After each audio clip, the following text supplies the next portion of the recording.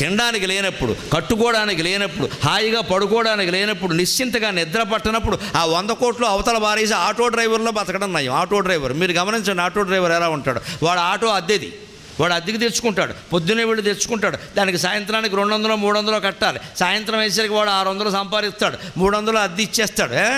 ఇంకొక 100 రూపాయలు ఇతర ఖర్చులు, పెట్రోలు అవన్నీ పోతాయి వాడికి 200. ఇక 200 మిగులుతుంది కదా, 100 శుభ్రంగా వేసేస్తాడు. వాళ్ళ లెక్క వాడిది.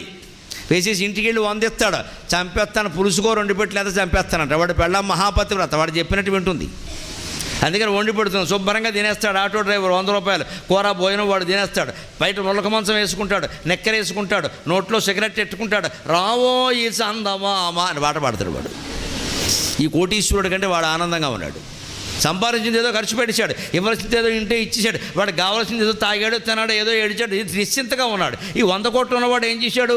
అమెరికాలో దాచాం,